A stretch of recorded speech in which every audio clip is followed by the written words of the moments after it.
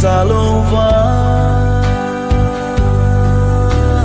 mol poding bogiza mi hemi namulo le a hello zia na kilung mon sa god zin chu lung mong thấy để buồn mà tê ba cái xin tu đi hình na câu về gu khi mà na chọn sệt na ho phong đi lòng cái na khu bền hin hung loi xin bền na hin ku ni ten chu le kim bol na to hung tha ding koi ma chan tho zo lo ding i pakai lung han na chu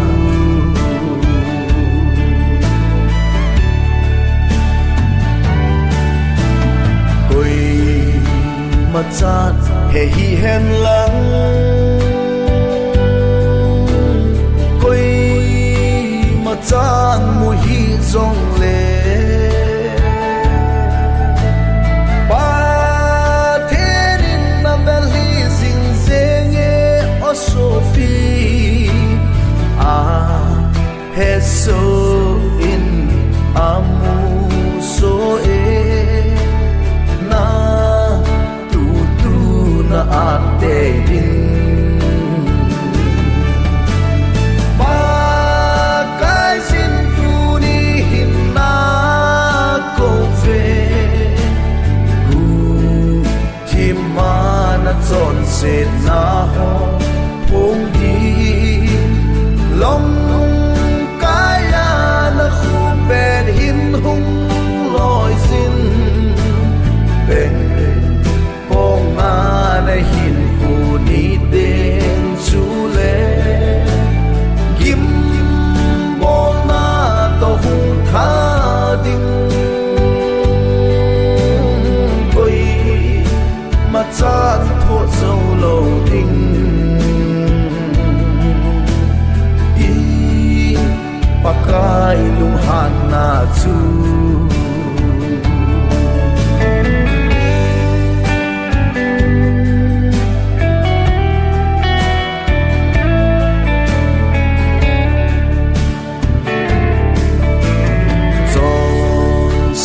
na kisi te chu mi vang pha pe na hi ve mi thi long pom ma ngày đam thum thế ho chu ngày đam na bul hin sel chan diu a hi ai lung lam a hi se in ba cái xin tu đi hin na ko ve gu khi mà na chọn sệt na ho phong đi lòng cái na khu bền hin hung loi xin bền na hin ku ni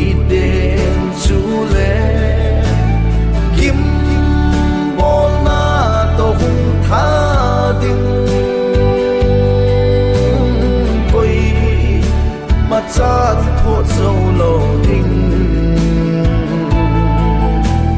y pakai lung han na chu